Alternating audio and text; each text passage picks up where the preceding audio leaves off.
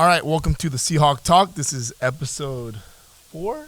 Episode 4, we have Miss Marinelli here as our next guest interviewer. Round of applause for Miss Marinelli. Woo! Yeah. Hey, hi.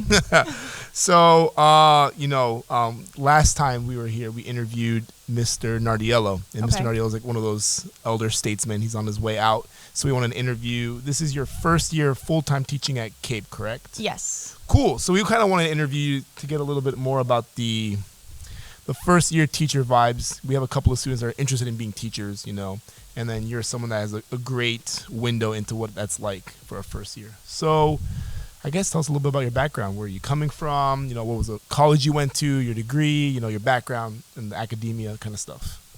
All right. So I always kind of thought about being a teacher, but it was never like my plan, I guess. But it was always in the back of my mind. So when I went to school, I went to Cleveland State in Ohio, and I studied studio art and minored in art history. My intention was to open a photography studio, but as I got closer to graduating, I realized I didn't really want to do that. And so I was like, okay, great. Well, what do I do now? So I moved back here after graduating, and my mom told me that they were looking for subs at Cape Coral High School. And I was like, all right, well, I guess I'll just do that while I'm figuring out what else I'm wanting to do. And I kind of liked it. I mean, even though I wasn't teaching, I was just in the classroom sitting there. Sure, yeah. But yeah. I was like, okay, I feel like this could be something that I like. It was always there in the back of my mind. So I applied to get my certificate in art education, but there were no art jobs in the district. So I took over for English, took my certification test for English, which I love English, so it was fine. I was happy to teach that as well. And then I also decided if I'm going to pursue this route, I decided to go back to school to get my master's in art education.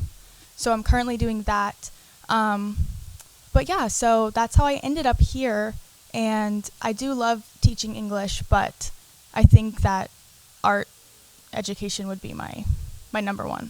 You said you moved back here. So are you a local to the area? Sorry, I know. My parents moved here about 4 years ago. Okay. And I stayed in Ohio to go to school. So when I say back, I was kind of living here, like when I was away from college.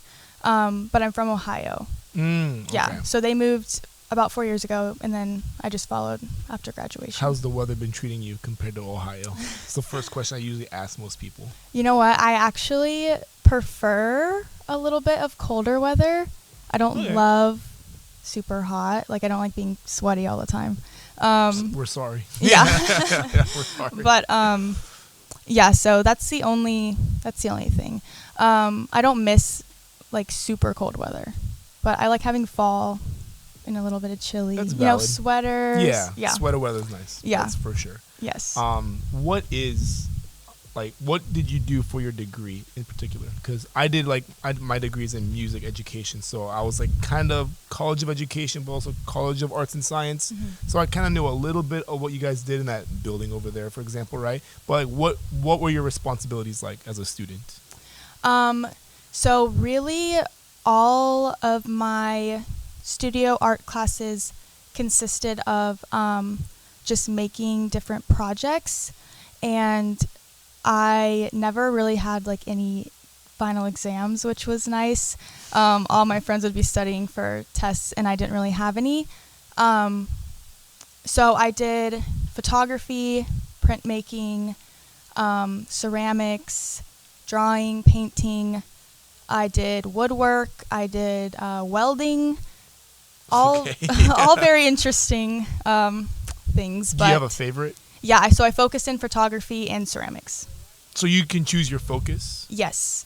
Yeah, a lot of art schools you major in one, but my school was a bit smaller, so they only had studio art, so I had to do everything. even if I didn't really want to.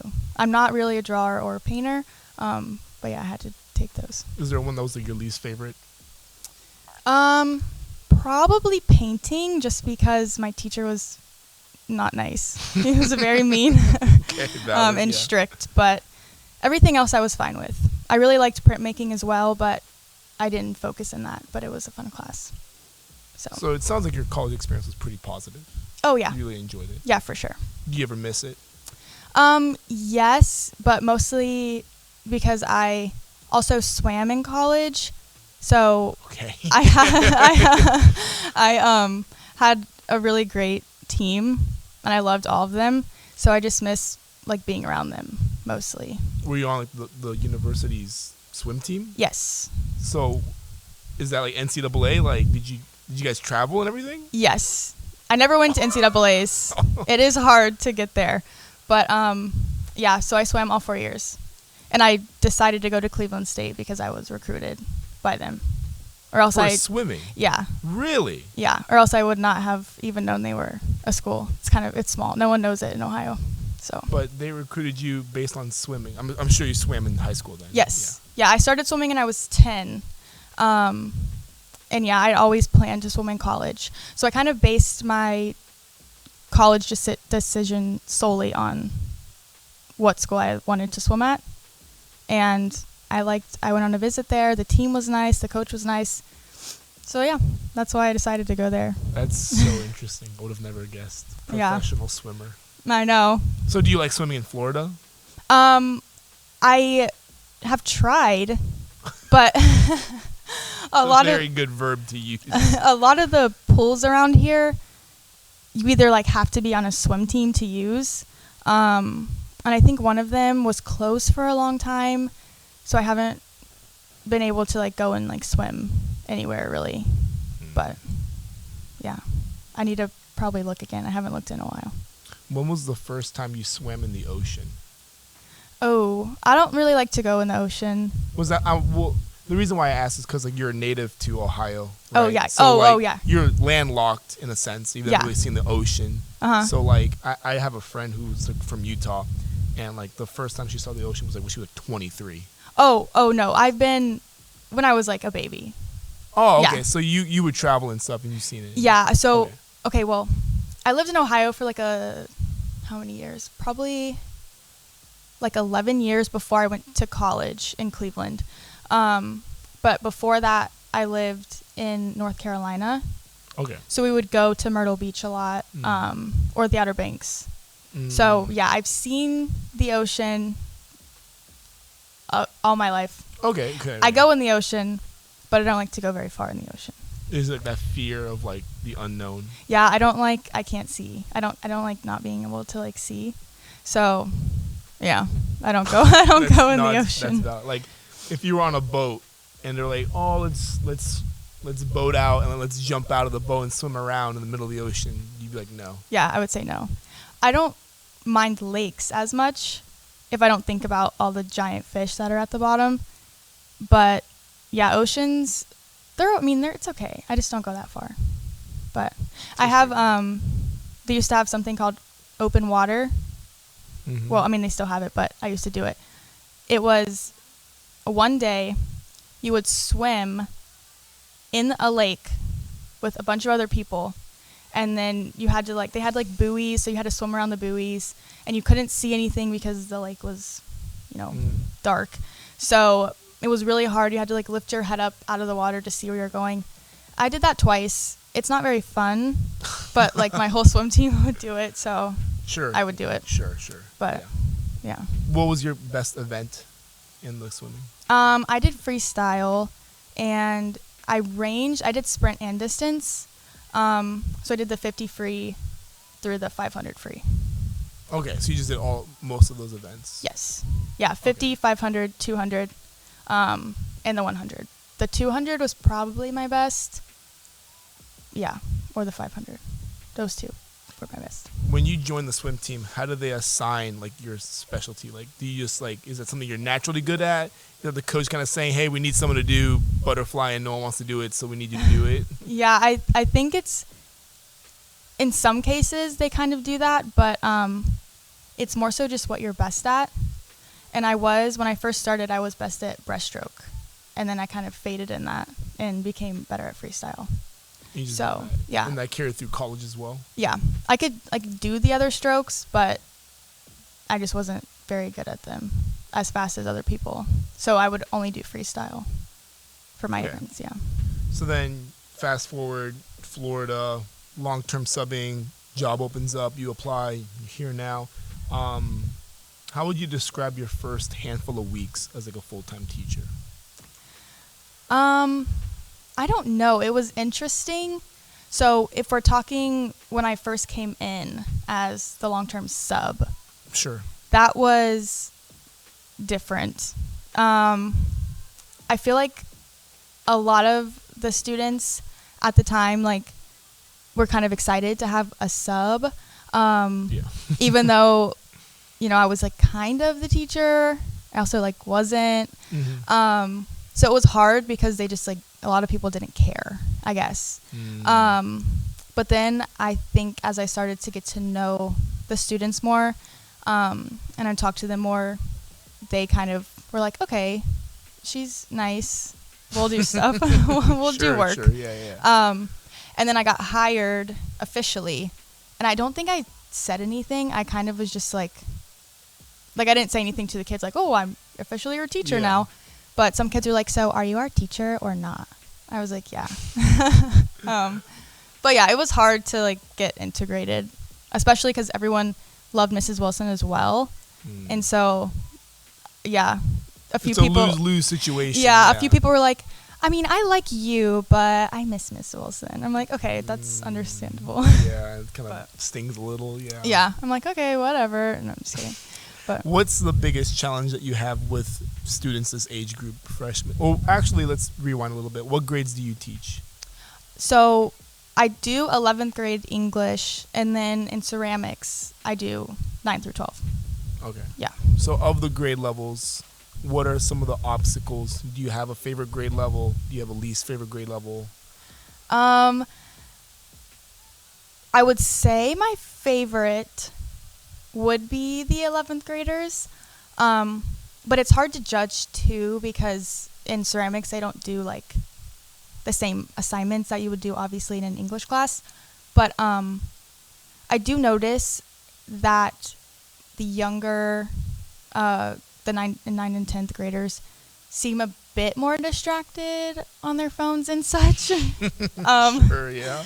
I will say I think everyone is distracted. Sure. But I think because they're so new into high school, it's like almost like I'm just like chilling. But then when they get to the 11th, they're like, okay, I've got to get it together. Yeah. In your English classes, well, I guess backtracking a little bit, English teacher, literature, and all those things. Something that I've been trying to get into is I haven't read as much as I used to. I'm really bad at reading, actually. I'm trying to get better at it, trying to get rid of some of those classics on my checklist to read off of. Do you have a book right now that you're reading? Is there a couple of books that you've read that have impacted you, that you take into the teaching maybe, or you don't take into the teaching? No. Well, I don't. So I do AICE English only, and so we don't really read any books in that class, which is sad, but also I feel like maybe a blessing. Why is that? If I just know that a lot of kids don't actually read the book when you're reading books. Sure. So I feel like that could be difficult to deal with. But so no, I don't teach any reading. And I actually haven't read in a while either, just because I've had so much going on. But I will say I did read recently I'm Glad My Mom Died by Jeanette McCurdy. That's my most recent book. What are your thoughts on this book? It sounds bad, but I thought it was great. It's, it's her mom was abusive. So, I mean, I'm not saying it's like okay to say you're happy your mom died, but it's not like... It's sort of like a memoir about her mother's death. And yeah. So I do love celebrity memoirs. Oh, you do? Yeah. That's like probably my favorite genre. Is there any like celebrity memoirs that really stick out to you? Hers for sure. I also liked Anthony Kiedis. I think that's how you say his last name, from Red Hot Chili Peppers. That was good? Yeah, his was good. He had a very interesting life from a very young age. Are you a fan of the band? Yes. Yeah. It's a very illustrious background. Yeah, man. Yeah. Californication, all those just bangers. Yes. Well worth it, yeah. Yeah, so his book was crazy. Like, you think you know, because they're kind of crazy, the band. You'd be like, oh yeah, I could probably guess some of the stuff he did. But it's like, you can't. So insane. Like, he jumped off a roof, broke his back, and then but he was fine. Like, it was a broken back, but it wasn't like a broken, I don't know, it was so weird. And he was like 11. I'm like, who's jumping off roofs at 11? I don't know. Is that like the wildest book you ever read? Yeah, probably. His? For sure. That's interesting. Yeah. I'm not a big celebrity memoir person. Although there are a couple that I've read, like David Goggins. He has like one, Can't Hurt Me, I think. Crazy. Nuts. Yeah. Might be up your alley. Yeah. Yeah. Cool. So why don't they do books in AICE English? There's just no time for it. It's not needed. It's not a focus. Yeah, it's not a focus. That's more so. So what they want to do is like know that students can kind of like apply real world knowledge to things. So there's a reading comprehension portion and an essay portion. And that's all we do is reading comprehension and the essay. So first semester we focused on the reading comprehension, and now we're doing the essay. And then on their final exam, they only have those two components. So really we're just preparing them for the test, and there's not any time for like other anything else really. How do you feel about that? I honestly kind of like it. Really? Yeah. It's interesting. So even though I do like reading, I would say I like writing more, and that's like my strong suit. So teaching the essay, I love because I like writing. And the reading comprehension is not like normal reading comprehension, I would say. It is a little bit different because the kids have to answer in a specific way. It's not like reading an article and then just answering a question about it. But yeah, so I don't necessarily mind just teaching those two things because I do love teaching writing. Do you write more than you read as a hobby, or do you write as a hobby in general? Not as a hobby, but I do write a lot of papers for grad school. And my art history minor, I wrote a lot of papers, and I don't mind writing research papers. I think if you have the right research, it's like easy. So, yeah, I will say it's going to make me sound weird, but I do like writing research papers. I don't write for fun. Like, I don't write fictional stories, but I don't mind writing a paper or two. So you would lean more into like research analysis and those kinds of topics more than like poetry or like fiction and those kinds of things. For the audience, in case the microphone didn't pick it up, we have a student, Boaz, who said that there's a couple of musical comparisons into there. We can edit Boaz in there. We'll edit a little Boaz comment. Thank you for the out of nowhere comment. Yes, Ravel. Also, sorry, small correction. It's gonna bother me. Ravel is not weird and fuzzy. He's very clear. It's very, very obvious what he's doing. Listen to Bolero. It's the same thing over and over again. I digress. Thank you. Round of applause for Boaz's. That's interesting. Is there a paper that you're most proud of? Yes. I asked this question because I'm in a similar boat. Well, I do like poetry, so maybe not so much. But I remember I actually ended up liking writing my research papers in college because you kind of choose the topics. So, Yeah. like, if you're interested genuinely into it, you're enjoying the process. And, like, I was really fortunate that I had a really good professors, and the topics that we talked about I was really passionate about. So it felt less like work and more like I want people to see like, wow, this is so cool. And like I just want to share it with as many people as possible. Yeah. So I have two kind of, and the first evolved into my second one. Mm-hmm. But my senior year of college, I took my art seminar for art history was humor in art. And we had to write, and I was really nervous for this, but I actually got out of it because of COVID. But I had a 20 minute presentation and a paper to go along with it. Mm-hmm. So I got out of my presentation. I did it over Zoom, which was nice. But everyone in the class had a different topic to write about. Mm-hmm. And the one that I picked was basketball as a humorous theme in art. And at first I was like, okay, this is going to be hard. Yeah. But there's actually a lot out there. But through my findings, I found that it wasn't really humorous, but it was the artists were making the pieces as like a form of protest against racism in the NBA.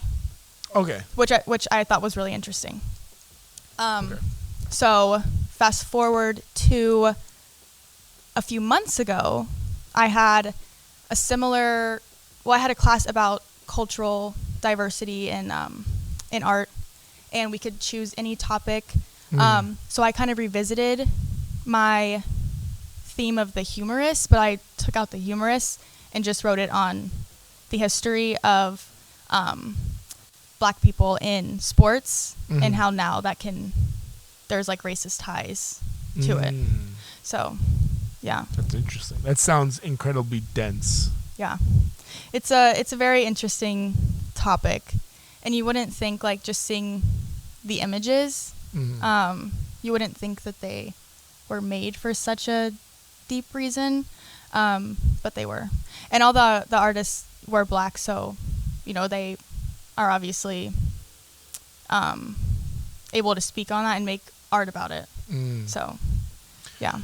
This brings up a really good question. So in the music world, we'll be doing like a theoretical analysis on a piece or a Schenkerian analysis or whatever. And the question comes up of like, are we putting the meaning into the music, or did the composer intend to do that, right? Yeah. So like, we'll listen to like a Bach, Bach's over there, black and white on my wall of goats.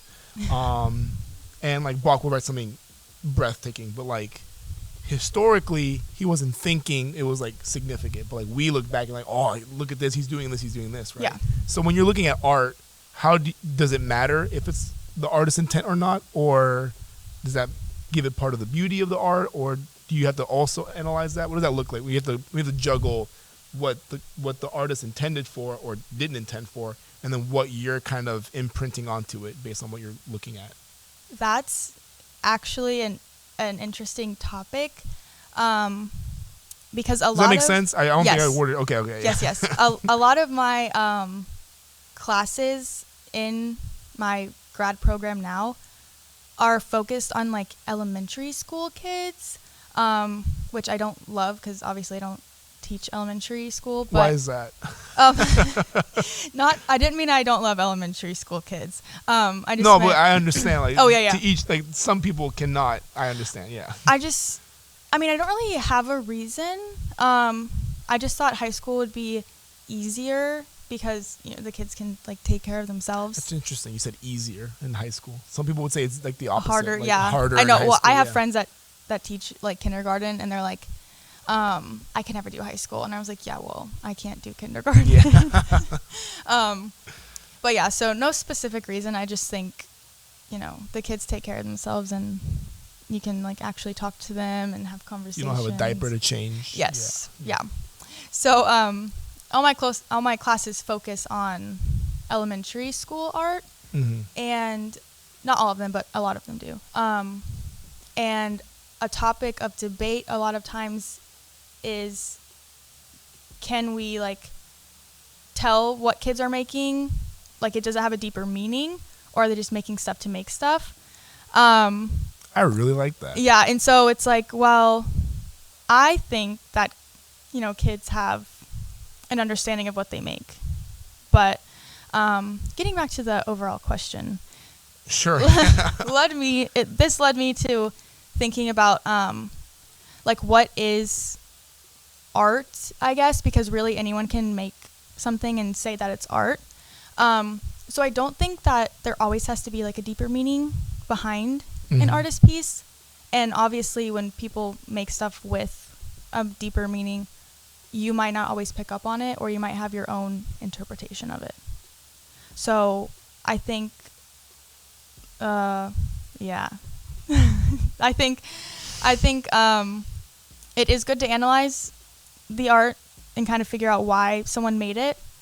But at the same time, I don't think we can always know for sure unless they like blatantly say like, this is why I made this piece. Yeah. So do you think that, like, I'm on that elementary school topic because that's such it's a very nice, neat, wholesome topic if kids mean to draw what they draw. Is that the side of the fence that you're on, that you think that all their drawings are intentional? I think most or deliberate, I of should them. say. Yeah, I think, well, there's like a scale. So like young kids just kind of make like lines and scribbles. But then you get into like first through third-ish grade. And they'll draw like them with their parents and their dog. So it's very deliberate. So they'll be like, oh, this is me with my new pink dress on. So even though it doesn't look like it's like meaningful art, it means something to them. They can tell you their intent. Yeah, so like they did it for a purpose. But, and then, yeah, as, you know, they get older, then they start to make things maybe like for more of an emotional meaning. Like, this is when I was anxious, this is how I feel, something like that. But, yeah, so I am on the side of the fence that they make stuff purposely, but it's not, that doesn't mean it's deep, you know, but they have intentions behind what they do. What's the most profound piece of art that like kind of sticks with you? Do you have it doesn't have to be one, it could be a couple, or like any moments like looking back where like, you saw something, or you, for me and for us, like when you listen to something, but for you, if you've seen something like we're just like, whoa, like. I would say I'm a little bit, I don't want to say picky, but I am kind of picky. I would imagine it makes sense because like if you understand art, then you're a little bit more critical of it. Yeah, like I'll see some things and I'm like, ew, what is that? But I mean, and you know what? I'm not hating, but it's just not my taste. So I guess I'll change the question. What are some things that are just have left you like just in awe, and then what are some things that you can walk by or tacky, cliche you don't like? And okay, I really like old oil paintings because they're so detailed and just really elaborate, and I feel like there's not many people that can make art like that, or that do make art like that, especially with like the contemporary art we have. But yeah, so I love like old oil paintings. One of my favorite classes I took was Western art before the 1400s. And well, I guess just the Western art 1400s and then a little bit after as well. It's just really interesting to see. As well as all the marble sculptures. Yeah, those are crazy. Yes. Yeah. In terms of more modern art, I do have a favorite photographer, Nan Golden. I don't know who that is. I say modern, but she's from like the 70s, 80s.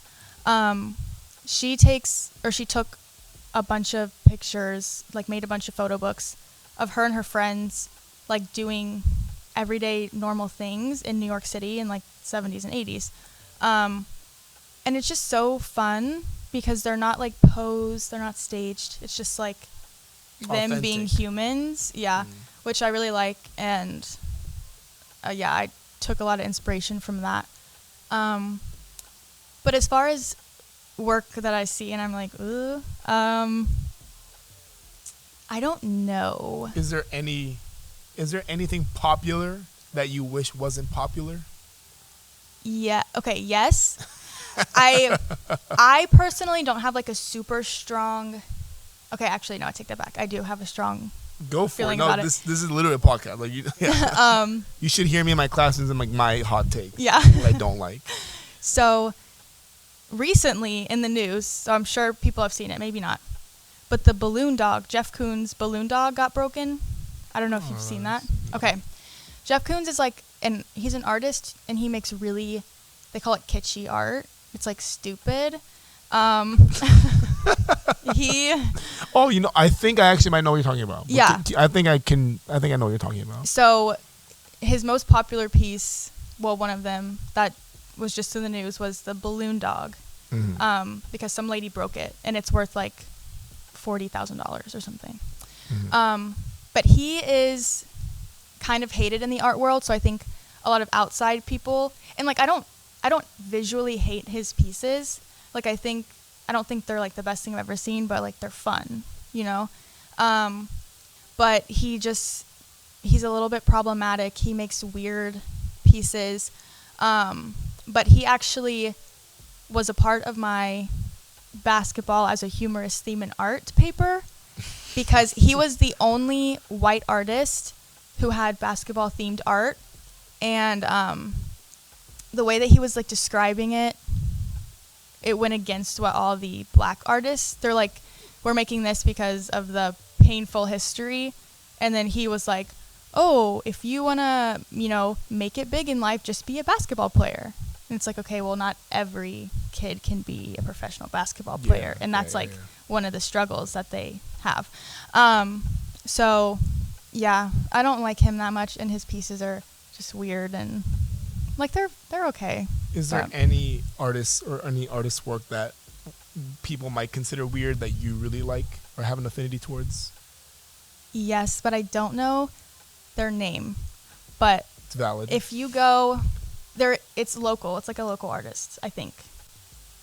They always have these pieces in like some of the stores in downtown Fort Myers. They're like little paper mache, like monster gremlin things. They're really scary, but they're kind of cute. Yeah. Yeah, and I want one, but they're like $300, $400. Yikes. So, yeah, and everyone's like, I'm like, every time I walk by with someone, I'm like, oh, look at those, I want one. And they're like, ew. But it's cute. That's funny. Yeah. Yeah. I get a lot of flack because I like weird, and I like all the weird. I think the weird is good, and I think the weird is important. Yes. But I don't know when they drew them. I don't know who drew them, but there was a lot of controversy about people who like drew like those all white canvases. I don't know if you know what I'm talking about. There was an artist who was famous for like drawing just white on a canvas. No, I don't think I've seen that. Yeah, and like he got a lot of flack about it because like, oh, I can do that, and like his comment is always like, well, you didn't. Yeah. So yeah, suck it up. Yeah, there is also a lady on TikTok who like paints with a mop, and people hate on her, and like they are really basic. She just picks up, she just like gets a mop, puts paint on it, and like draws a circle. Yeah. And sells it for a lot of money. But at the same time, I'm like, I mean, if I could do that easily and like people would actually buy it, like yeah, I would do it. Would I claim that it's real art? No. But if I just got a mop and like, drew on the canvas to sell it. Okay, you've said that word a couple of times, and that's okay. It is real art because she says it's art. Sure, yeah. But I wouldn't say like that. You can't compare that to like Michelangelo. Yeah, like I wouldn't say that's art that should be studied. It's just like a circle on a canvas. It's like you have like, I don't know, you have like home decor art, which can still be actual art, but then you have like museum works of art. Yes, yeah. Works of art, and then like let's decorate my wall art. So yeah, a little bit I'm being a hater there, but also not. Because like I think it's valid and I think it's important to have a distinction, but I feel like our mediums of visual or audio it's so subjective where it's like what is, because like Joe Schmo can write, Mary Had a Little Lamb, and like yes it's music, but like a Mahler symphony is just it's gorgeous. Yeah, there's different levels. Yeah, to it all. Have you seen any of Michelangelo's sculptures in real life? No. I would like to, though. I have a friend who saw David, and she said that she cried. Really? Yeah. Yeah, I want to see David. Yeah, she's like, there was on one of the chapels he does Moses, and like she said, like he looks like he's alive. It's crazy. It's like really, it's uncomfortable. Yeah. Like she said that David made her uncomfortable. That's funny. It's like so accurate. It's like a real person. That's crazy. Yeah, I want to see it. I don't know the most famous piece of art I've ever seen. Do you have an art bucket list to go see? Not really. Like, there's no artist in particular I want to see, but I just think the art we have here compared to, like, in Europe, is not as exciting. Not as exciting, refined. but yes, yeah. So I would like to just go to Europe and maybe see the museums there. Do you have any spots in particular? No. Well, the Louvre, I guess. But I don't know. I did go to Italy when I was 11 with my grandpa, and we went to a museum there, and it was so fun. There weren't even like any famous artists, but the pieces were just so cool. And so I think I just maybe do like a museum tour. Have you been to the Ringling Museum of Art? No, I haven't been yet. You know of it? Yeah. It's a nice little day trip to go. It's nice. It's fun. It's beautiful. It's a nice little garden. It's nice. It's really, really, really pretty there. And like the background story behind it and everything behind it and all that stuff is super, super fascinating. The time is 2:58. We got about a minute left. So I guess my last question, because we're on the topic of art, if you had to tell students how to appreciate art or they need more art, which direction would you point them towards? Ooh. Into enriching their lives? Like for example, I have a Spotify playlist, and I was like I put on there like music that I think you as a human being need to experience. Okay. To change your life. So do you have like a, hey, Miss Marinelli, I'm 17 and I don't know how to appreciate art. Where do I go? You know what? I don't know if I would have like certain art that they should find. I would say, I think, because, well, personally, like, I'm not a fan of every kind of art, right? And neither, they won't be either, most likely. So I think you just have to kind of look around until you find, like, a medium or a very specific kind of artist that you like in order to enjoy it. I would also say a lot of people, I know, especially when I was going to school, they're like, oh, you're going to art school? And it's like, okay, yeah. But I think people don't realize that, like, art is all around you, like the labels that you have on your water bottle, all that. So I would say just, like, look at what's around you, you know? But, yeah, that's not really great advice. But I think I think you just need to find, like, what catches your eye, what you're interested in, to be able to fully appreciate it. And with that, episode 4 is a wrap. Round of applause for Miss Marinelli. Round of time. Yay, thank you. Woo. Woo.